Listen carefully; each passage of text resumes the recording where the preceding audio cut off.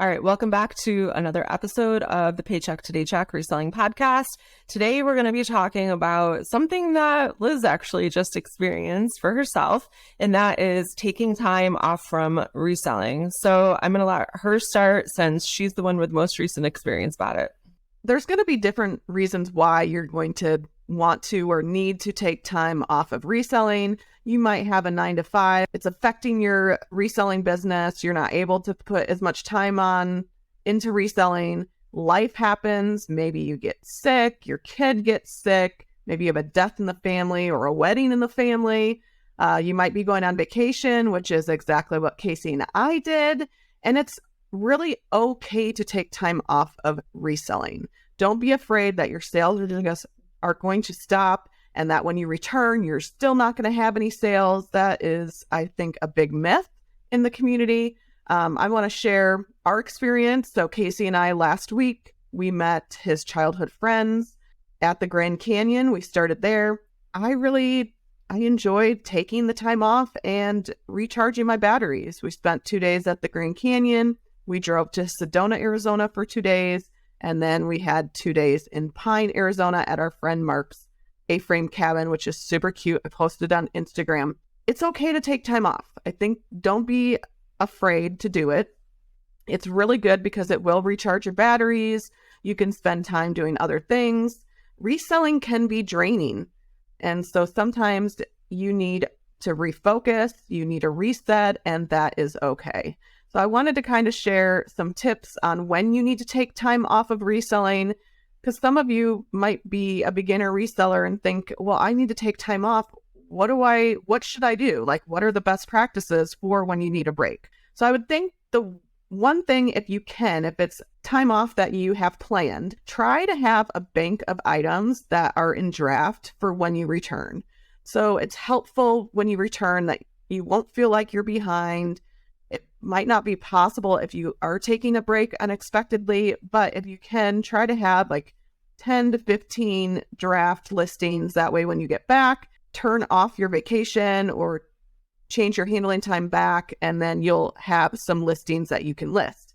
Another really important thing to do would be to decide how long you're going to be away from reselling. With Poshmark, you change the vacation hold and no listings will be available for purchase. With Mercari, you turn vacation mode on, which hides your listings while you're away. So Poshmark and Mercari make it very simple to be able to take time off.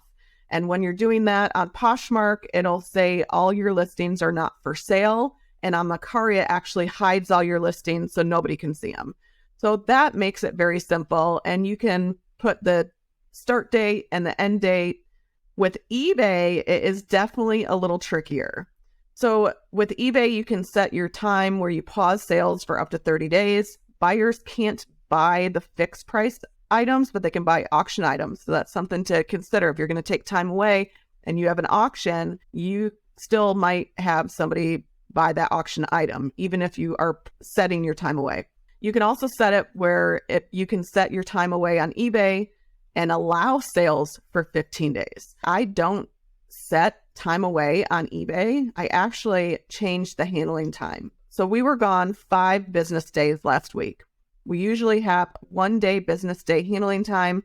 I changed it to 5 business days. Each day I went in and I changed it to 1 day less till I got back to 1 day handling time. And the reason that's important is because if you're not shipping your items on time on eBay, then that affects your seller rating. Mm-hmm. So that's something that if you're going to be selling on eBay, taking time away, I would definitely encourage you to set your handling time to cover the time that you're going to be away versus just setting the time away on eBay.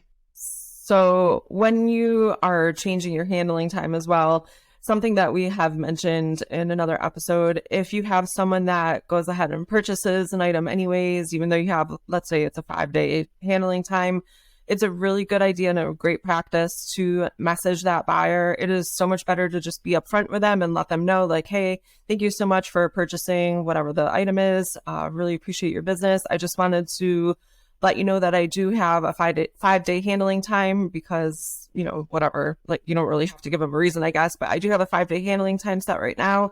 I will ship it out on this date. And I just wanted to make sure that that's, we're good. You're cool with that, whatever, your wording is. Some people, they just don't pay close attention. Some people are very detailed and pay extra close attention, but some people just don't.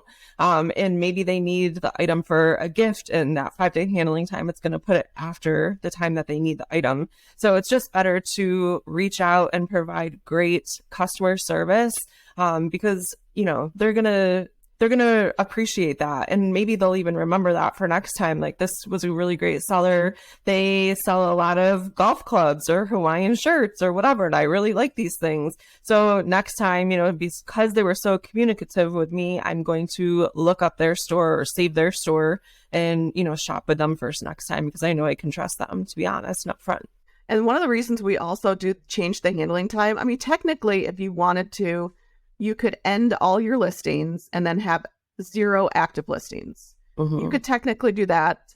We don't do that because we would rather have the listings active and with the longer handling time, because we hope that somebody will end up watching that item. And then when we return or we get closer to that 1 or 2 day handling time, we can send a bunch of offers. So I think that's a huge advantage of changing the handling time versus ending listings.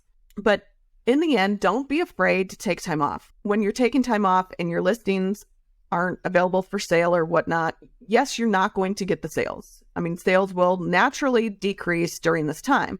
But when you come back, you feel so refreshed. You're ready to get back at it. Last week, we had 2 sales within the 3 to 5 day handling time, messaged them. They didn't even message us back. They were obviously fine with the extended handling time.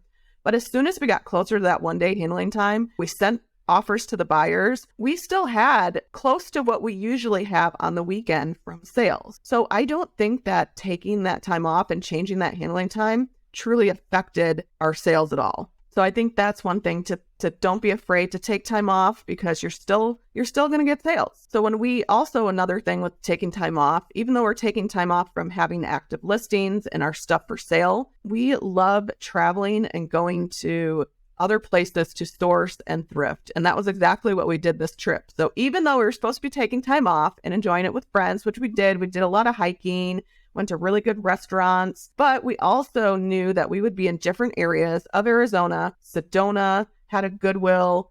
There's one on the way to Pine and Cottonwood. And then in Payson, we found the Goodwill plus another few small mom and pop thrift stores, which then helped us with finding more inventory. So that's another thing that you can also consider doing while you're taking the time off, is going out and sourcing in different areas. All right, guys, that's a wrap on today's episode. Thank you so much for listening to the Paycheck to Daycheck Reselling Podcast. Anything we mentioned in this episode will be linked down below in the show notes or description down below. Be sure to share this episode with anyone you think it will help, and follow us on social media at P2D Podcast. Thanks again for listening. Keep working towards that Daycheck.